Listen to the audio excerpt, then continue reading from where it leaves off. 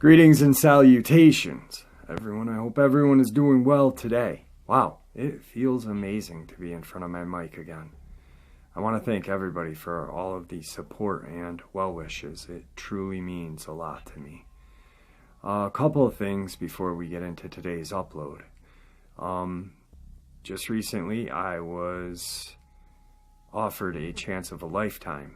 I'm going to continue to do my YouTube channel as normal, but an author and cryptozoologist reached out to me and asked if I would be interested in doing his audiobooks.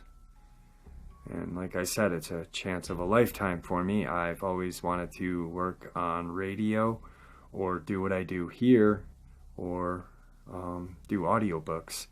So I'm going to jump on that. I'm not going to disclose any names as of yet because the deal has not been finalized and I don't want to mess anything up.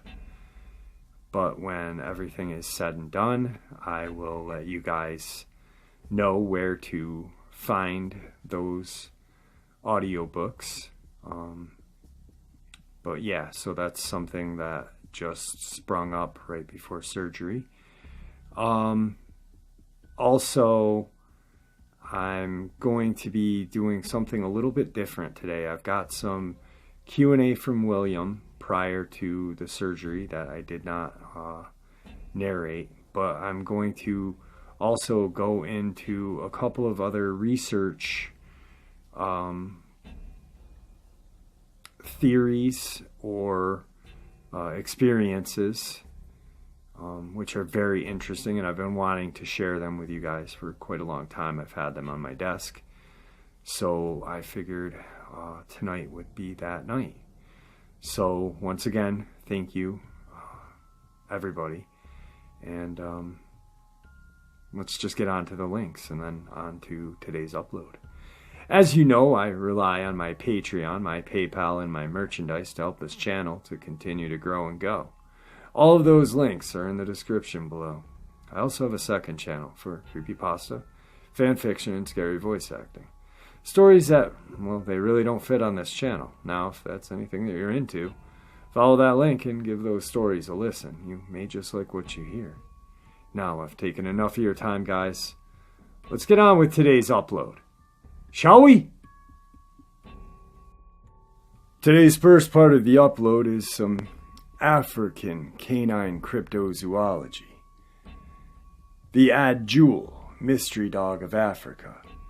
Africa always been a place of mystery. It was called the Dark Continent for hundreds of years, and for many reasons, not the least of which were the number of animal mysteries that the continent contained. There was a time when locals would talk of apes, but no white person would ever believe that a hairy man-like creature could live in the jungles. That was until white scientists finally saw one in the early 1900s. Since then, there have been all sorts of discoveries in Africa, and they continue to this day. Are we certain that all that Africa has to offer has been discovered? Perhaps not. Perhaps we will someday add the Adjul to the list of known animals in Africa. The Adjul, also known as the Kelp el Heel, male, and the Tarset, female, are canine-like creatures, which are claimed to inhabit only the desert regions, and they are almost exclusively reported to inhabit northern Africa in the Saharan desert. As you may know, Africa has a number of canine species, and one or two that appear to be canines, but are not. Hyenas are not canines, although they appear to be. Africa has a couple of species of jackal, like the black-backed jackal and the striped jackals. It has some species of foxes, such as the bat-eared fox. The most notorious of the African canines would be the African wild dog. This dog has only 4 toes and can get as tall as 43 inches. The Adjul has been reported in various parts of the Sahara Desert. Their range is shared in some places with the African dogs. In fact, some have claimed the Adjul is either a group of misidentified African wild dogs or a genetic remnant of wild dogs. Can it be as easy as that? Can this cryptid canine simply be an African wild dog or some genetic cousin? Those native to the Saharan region of Africa have reported these canines for years. Some reports have come from few non-native folk. These first reports or sightings of the dog-like creatures were made by local people known as the Tuaregs near Mauritania. These sightings were recorded by Theodore Monod in 1928. However, recent reports place them in Korotoro, Chad. One unconfirmed sighting occurred in 1992. The report was from a resident hunter of the village of Western Mauritania. The animals were described as being dog-like creatures which hunt in packs. This cryptid canine is described as being approximately 2.5 feet tall with feet that are webbed and having rough, thick, crimson-colored skin which has a bluish tint. Descriptions of this wolf-like creature weighing in at about 30 to 45 pounds. The Adjul are not lone creatures. The hunting packs number from 3 to 13. The Adjul sometimes is reported to have supernatural powers. The local tribesmen of the Sahara say it uses pheromones to cause great contention or discord among the area's residents, allowing them to hunt their prey. There are no records or mention of the Adjul attacking humans. There are no known photos of the Adjul. In many cases involving cryptids, the local people have known about the reclusive animal in the region as long as locals can remember. Many have developed into a mythical creature of legend and lore. However, these legends are usually based on truth, but science will not accept the existence of the creature until science discovers them. Who is correct? The choice boils down to the local human population who knows the area, animals, and lives off the land, or scientists and biologists, whom have never been in the area except for an expedition or two. Was the last reported sighting of a pack of Adjul in 1992 the last of this animal? Despite being described as an animal resembling a wild dog, this has never been confirmed for Lyconian pictus, African wild dog species. In the legends and stories of people who believe in it, this creature will most likely live on. Today's second part of the upload. In the world of the mysterious beasts, there are some that seem to have found themselves confined to the dark, obscure corners of history, mostly forgotten to the point that no one really knows much about them at all, let alone whether they might have really existed or not. One of these is a curious beast that has mostly regulated to dusty confines of long-forgotten texts and little-known accounts. It is an intriguing story of a canine creature of sort that seems to have some very remarkable attributes indeed, and which will probably remain forever beyond our ability to confirm. What was often referred to as the mimic dog, as well as the Getulian dog, and more official-sounding Canis Getulus and Canis Lucinaris, was a canine creature said to have originated in the Middle East and northern Africa.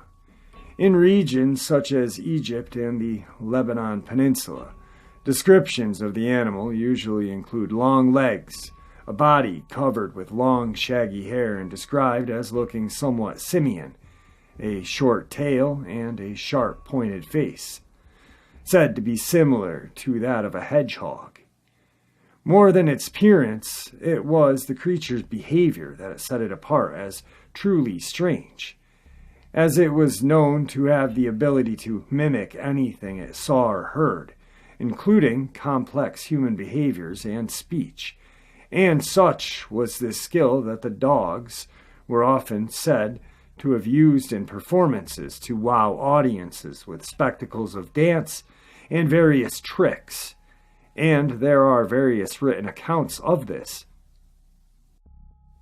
Indeed, it was said that these dogs were highly sought after for this purpose, and that many kept them as pets in order to have them perform for money.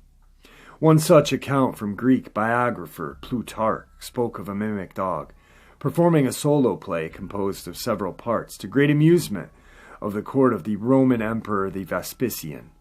And another comes from 1403 in Italy, in which a blind man called Andrew was said to have with him a reddish dog that could perform impressive tricks, the likes of which no one had ever seen.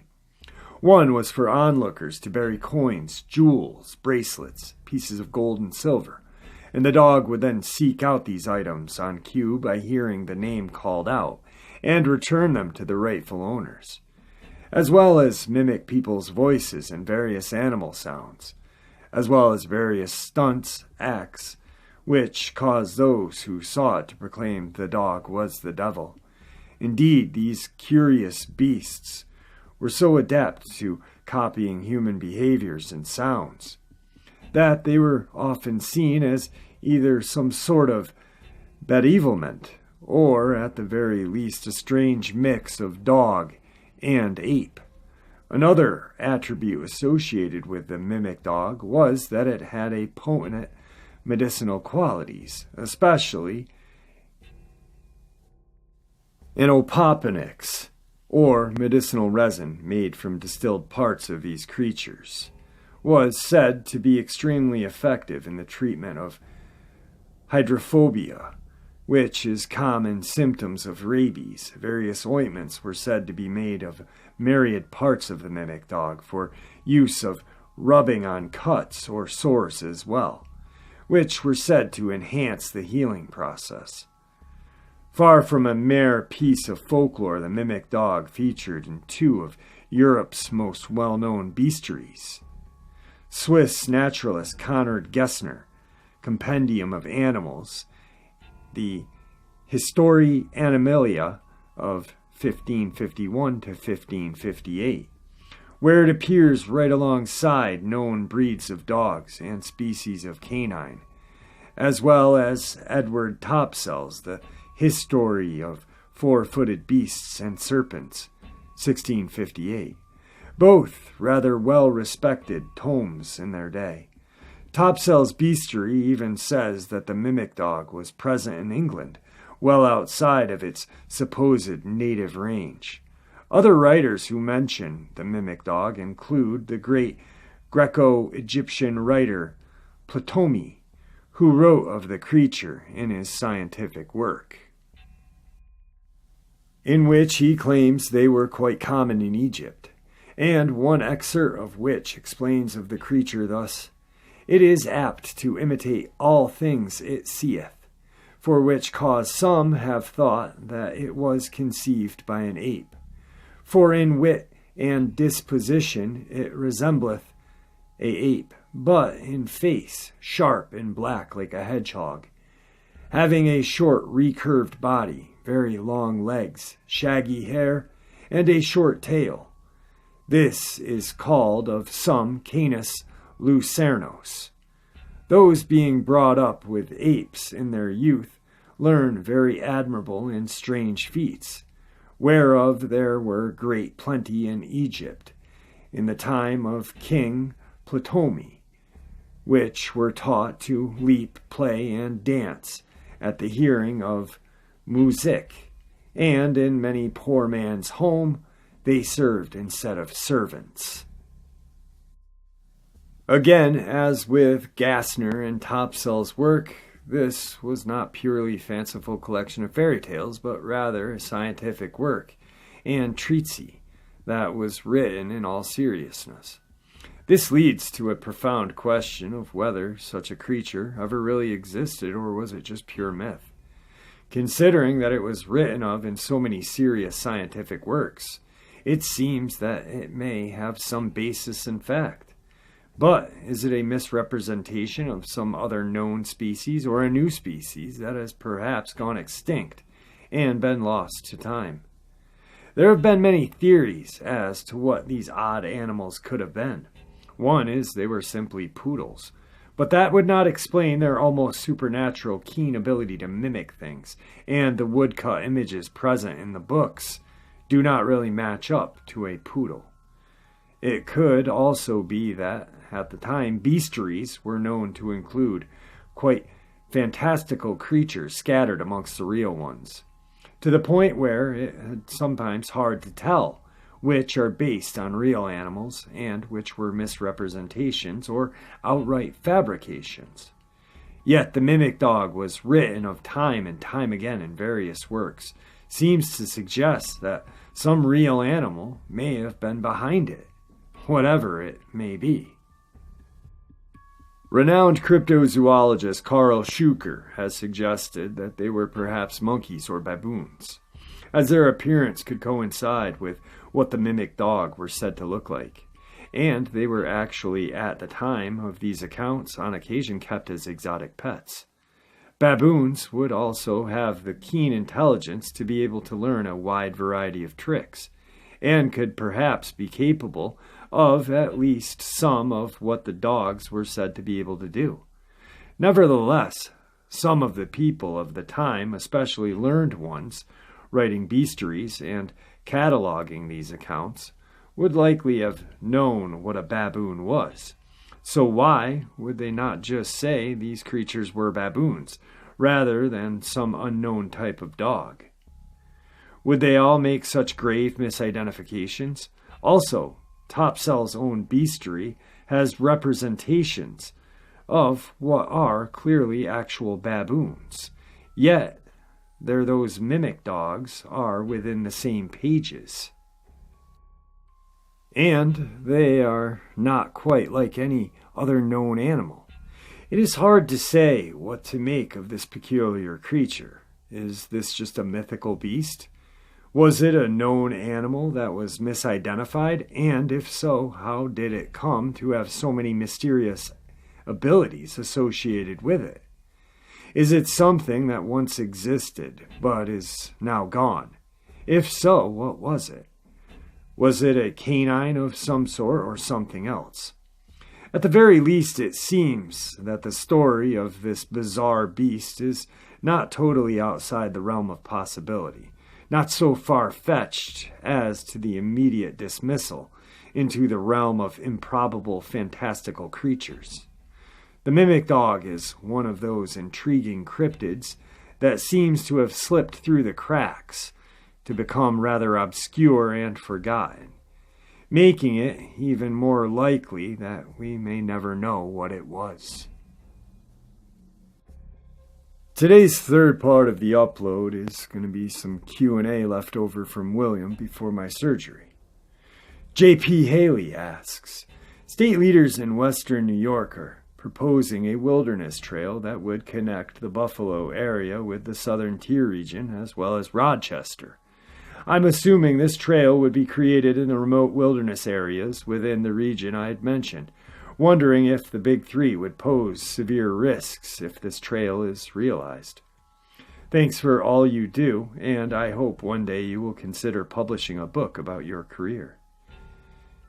People have to remember these creatures do not want to see you any more than you want to see them, except for the few fools that think they want to see one. If they build that trail, it will be a good place for people to enjoy. Always remember that most encounters are chance encounters, and they don't happen every day. We don't get reports every day. Sometimes it may be 4 or 5 days before we get a report when the office is run correctly and managed right. I can remember the days when I first went to work for the agency. I've thought about a book on lots of occasions, but it would get listed in the wrong category and not taken for real, and that would not do any good for the community. The only way to get the word out is through the people, and if they are not willing to tell their family and friends about these cryptids, and to try to make them believe, then nothing will work. Trust me on this. I know what it takes to convince people about cryptids. Steve Riley asks, William, besides silence, no other animals, smells, and feelings of unease, what else should we pay attention to in the woods or at home? Will they mark a tree or object? Do they see better during the day or night? In the woods, will they be in a tree or more likely on the ground? Answer. Noises of them tapping on the glass to wake you up are hard banging, like throwing their bodies against your house to keep you awake at night so you can't rest any time of the day, maybe on the count of there being more than one in the area. They will mark trees with their claws. This is more in the Dogman and werewolf is where this trail will show. The Bigfoot will bend trees to warn away other Bigfoot from coming this way to help them avoid confrontation with humans. They will also stack rocks marking their boundary lines, and they are more territorial than the others seem to be. The others are more nomadic in nature and move more where the game is. They all three will throw rocks, but the ones to watch out for are the Bigfoot and werewolves. These two can do severe damage with throwing rocks. Not to say that the Dogman can't. His is more of an underhand toss than a thrown overhand like a baseball pitcher. I think they see better after dark. All three breeds do, and can prove it by running in the woods after dark.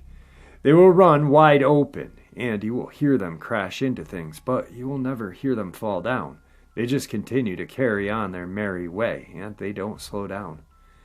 They will more likely be on the ground, but they can climb trees. All three breeds can do this, and move along from tree to tree if the arms and limbs on the trees allow them to reach so. They can do this.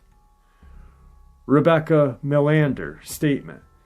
William, I am sure I don't mind at all, and I am about halfway through now, maybe a little more. I live in Marietta, Oklahoma, moved up from Cedar Hill, Texas a year ago. You are doing great if you are that far already. A giant thank you for doing this, and look forward to seeing it all written up. I live in Lake City, Colorado, Hinsdale County, Bill. Brian McCoy asks, so if I had no choice to shoot one of the big three, would an AR-10 do the trick? Should I aim for the face? Is it safe out at night in Plant City, Florida? Answer. That's almost the same rifle I carry after Dogman and werewolves in a .308 Winchester, except mine's fully automatic with suppressor and a 30-round mag. No, Brian, don't be leaving the city limits. You will get into some trouble if you do. Mike Naborowski asks, this one is for Bill. The definition of cryptid includes animals that are thought to be extinct and still being seen. How much can you say or list off like the dire wolf, and others like the Tasmanian tiger? For example, did the world wars hurt the dire wolves' numbers in Europe? This not being my area of expertise, I would hate to comment and lead you down the wrong path on something that I am uncertain of. I have to deal in what I have seen in pictures and dead bodies, and what I've seen with my own eyes. This is what I really own. That's why when I get called out, it's upsetting. Just like this last episode, someone did it, and I never thought it would happen. But it did. So I don't have all of the answers. I will answer what I know about. Just a quick interjection. Cryptid, an animal that has been claimed to exist but never proven to exist. Contrary to popular belief, cryptids do not have to be supernatural, mythical, or even all that strange, though many popular creatures acquire these characteristics as the legend grows. The term cryptid can be applied to any of the following categories of unknown beasts. Creatures from myth and legend, supposedly supernatural or paranormal entities. Extinct creatures, said to still inhabit specific areas. Known animals in the areas that are not known to inhabit. known animals of an unusual size or appearance, animals that do not resemble any known species, known hoaxes, whether taxidermy, Photoshop, false accounts, or otherwise. One well-known cryptozoologist named George M. Aberhart has separated these into distinct categories. One being hominid cryptids such as Bigfoot or Yeti. Supernatural cryptids such as the Jersey Devil. Prehistoric cryptids such as the Loch Ness Monster or Champ. Mythical cryptids such as the Bunny Yip or Chupacabra. Now, a very well-known zoologist named Forrest Gallant is, he is a zoologist, but dabbles in cryptozoology, and like the aforementioned Tasmanian tiger, or thylacine, he believes exists. Does that make him a cryptozoologist or a zoologist? That's where we teeter on this whole topic. He's also found a supposed extinct tortoise, and that would make that tortoise a cryptid, or would it make it a biological find? Who knows? I say it makes it a biological find, because once it's found and studied again, it's then biology. So is Forrest Gallant a zoologist or cryptozoologist? The word has got a very vast meaning. Sorry about that. Back to the Q&A. The Golden Train asks, William, do the big three break into homes? If so, how? Answer, mostly by brute force, knocking the door or back door, walking in, ripping out a window, and making a huge hole in the wall. Turn a doorknob if it's not locked, push or pull the door open, walk in many ways. They try turning a doorknob first before they use brute force. Chuck Hashman asks, where do they live, in trees, or do they burrow themselves in tunnels or the ground? That has been answered many times before, but let's see what William's answer is.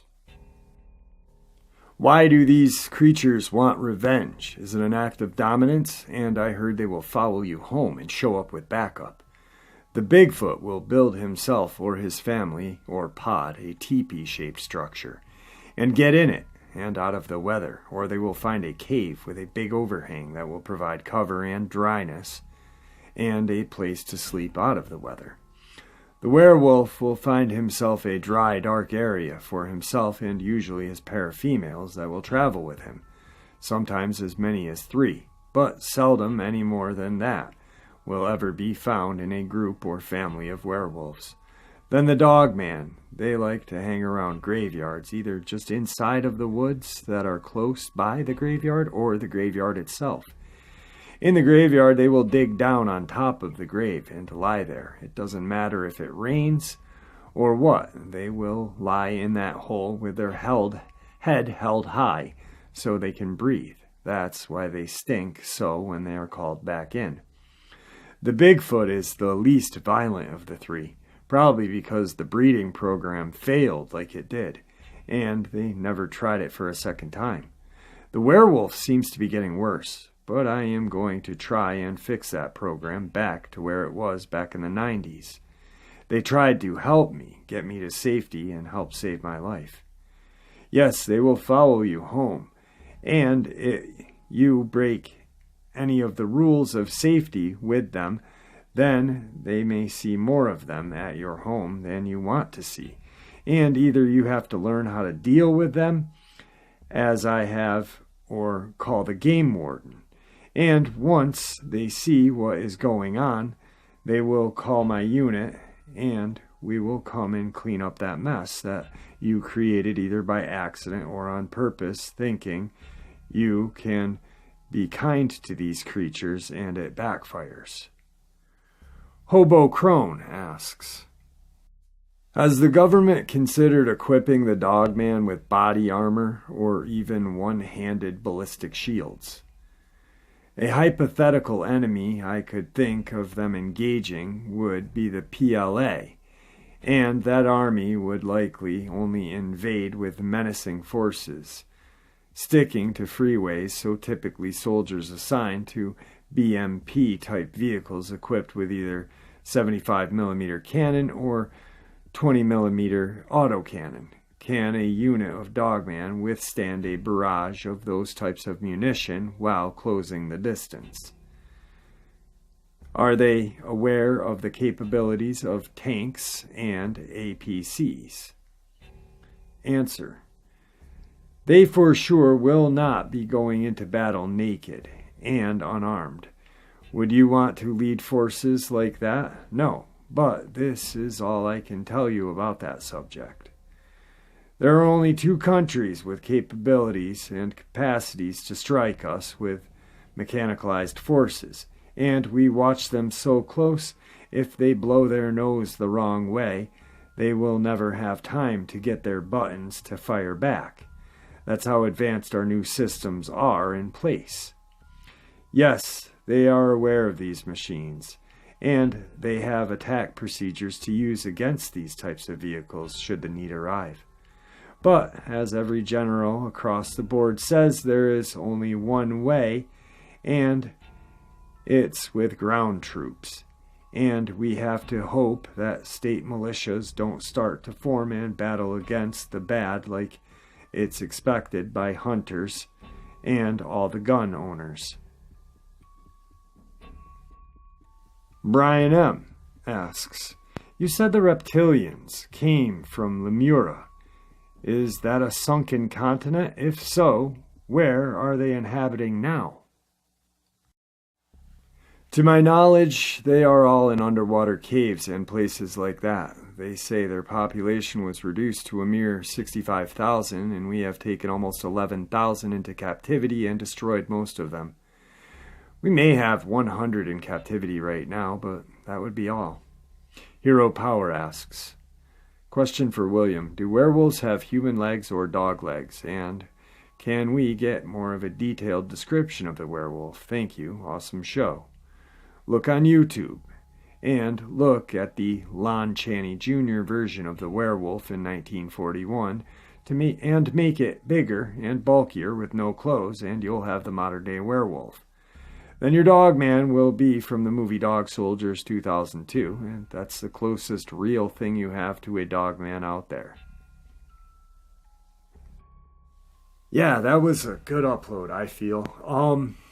I wanted to have a little longer one out today, but I took a nap when I got home, and I'm just really tired. I'm in a little bit of pain right now. So yeah, I'm gonna call it a night with that. But I really enjoyed tonight's upload. I like canine cryptids, not just werewolf, not just Dogman, but all canine cryptids. They really kind of get me, you know. I don't know what it is. But like the Cadejo or the Huila and the Adjul, the mimic dog. I very, very much enjoyed the mimic dog. One thing that I found very interesting and I want to bring to everyone's attention, and I'm sure a lot of you guys picked up on it, is the mimic dog was in Egypt. And very strange that it was compared to a baboon, but it could talk and mimic things. Who's to say that it wasn't a werewolf? Another interesting thing that leads me to believe that it was a werewolf was that it was spotted in England as well. So, kind of everything that Williams told us that Sebastian has told him is that the werewolf has been here since the beginning of time. Maybe this was before the history that Sebastian knew of when they coexisted, or maybe this was just like an off chance time in history that they coexisted, humans and werewolves. But they talked, and they were dog-like creatures, and they did tricks. They were very intelligent, which really honestly leads me to believe that they were a werewolf. Maybe a smaller version, maybe eventually, through evolution, they grew, or maybe they were just smaller back then. I mean, everything changes through time and evolves. So maybe, they were only the size of humans at that point, mistaken with baboons. What really is strange, though, is the poodle comparison in Egypt. That really doesn't make sense. And another thing is Egypt. They were spotted in Egypt. Boom! Anubis. Dog-like gods, dog-headed gods. I'm honestly thinking the mimic dog was a werewolf. So very cool. I like that. I wanted to share that with you guys. I hope you guys like that little, I don't know. I like when cryptozoology meets history. I love history. When I was recouping for a couple of days, I watched a lot of history stuff and unknown, crap like that. It was really cool. But I love history and I love cryptozoology, so I like crap like that. It makes me think. It makes me go, But, yeah. So I want to thank everybody for all the support. I want to thank everybody for their questions that were sent in. I want to thank William for taking his time to answer those questions. Also, I'd like to remind people not to take it upon themselves to hunt these things. I had to say that before I went in for surgery. William approached or reached out to me, and he can't have people just going and hunting these things down to kill. They're property of the United States government. They are, it'd be like someone killing somebody from MK Ultra and the CIA finding out. You're not coming back home if you did that. You know what I mean? So, plus you're putting yourself at risk trying to hunt these things. Just leave it be. Let the trained professional do it. Unless they're, attacking your home, you, your family, your pets, your livestock, then all for it. But then call the proper channels, or call the proper channels prior. If you have time, you start noticing things, call the game warden. But if, you got a friggin' Dogman, a werewolf, or a Sasquatch coming at you, and you have the capability of putting it down, don't hesitate, but make sure you call the proper channels. Don't take pictures. Don't take souvenirs. That was a big thing that William reached out to me before surgery. And, we can't hunt these things down. We got to leave it for the professionals. So a lot of you, I know, think that, hey, what William does is cool and I want to do it. Yeah, well, it might be cool, but look at the sacrifices this man has, made. years of his life gone. 40-something years of his life dedicated to protecting us from unknown cryptids. Loss of family members, just, loss of friends. Complete mental nightmare of life. So just let's stay on track and learn how to remain safe. And with that, I'm friggin' hurting right now. With that, I'm going to bid you guys farewell, and thank you.